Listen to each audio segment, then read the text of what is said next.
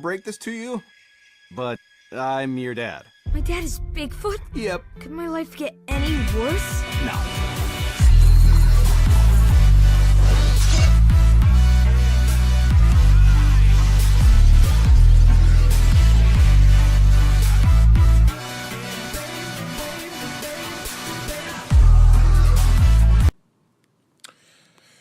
So, wow. So, I actually saw The Son of Bigfoot today. Yes, I was bored and I don't know what I was doing.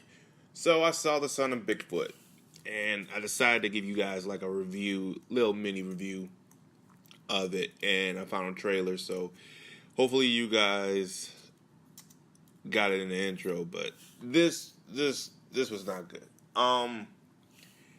It wasn't good due to the fact the animation, because again, this CGI animation, it is what it is. Wait. Let me go back.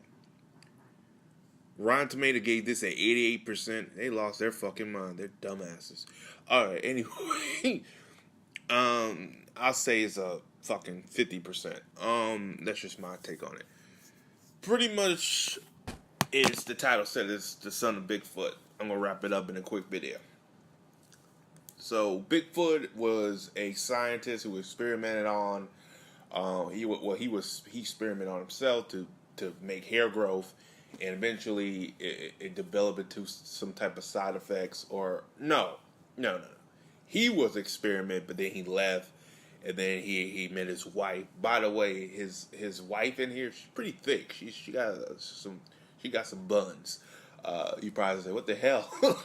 Yeah, I mean, if you watch this anyway, she was pretty thick. She was smoking hot. I'll probably get a picture around her. She was thick. But there's a company called Hairco, and they wanted to use his hair to make long-lasting hair. You know, this billionaire or whatever the fuck his name is. So they have a son. He escapes, but the way he escapes was he made sure that his son and his beautiful thick wife would live in harmony. If he faked his death, which he did. So 13 years later, eventually his son developed these type of Bigfoot type of symptoms, and he finds a secret, and he goes out and look for his father. Throughout this, he's bullied upon throughout the series, but they never address it towards the end, which I thought the climax to that was stupid. He makes a friend, but you don't see that girl until the end of the series. I thought how he got to meet his father was kind of anticlimactic. There was a situation where his mother was in danger. His father blamed his son a little bit, which I thought was kind of weird.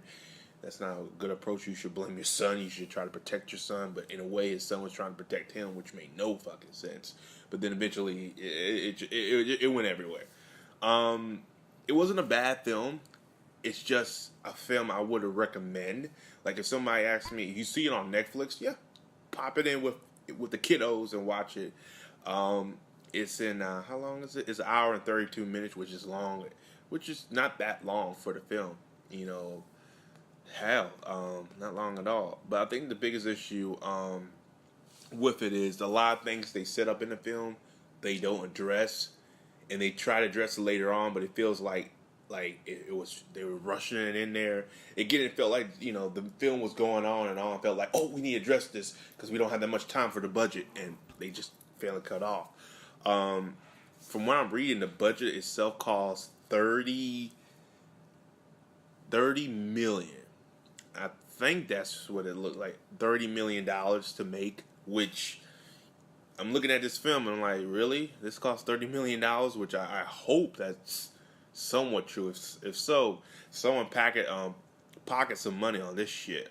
Director name is Ben Taliesin.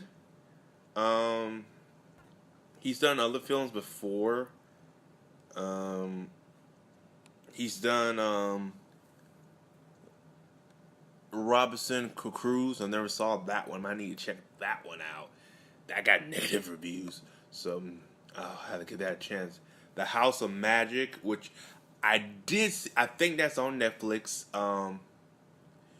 But they have a TV show called The School of Magic, which okay, that's a positive review. So okay, well, it will have a spinoff called School of Magic, so I might need to check that one out.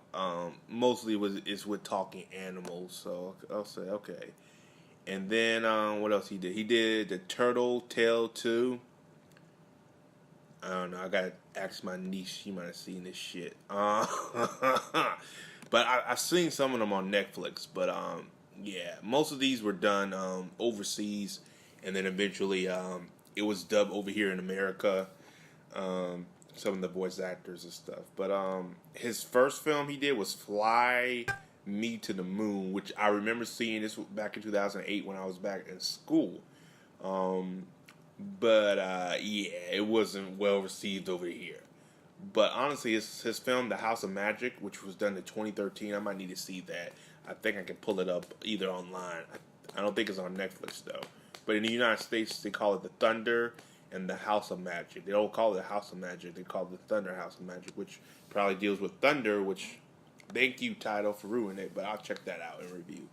But other than that, guys, that's the review of this film. Not a bad film. The Son of Bigfoot. It has some problems here and there, but it's if you're not watching anything, if you're trying to find something, it is what it is on that. Other than that, that's about it. Anyway, guys, I'll talk to you guys later. As always, have a Johnson day, and I'll see you guys in the next video.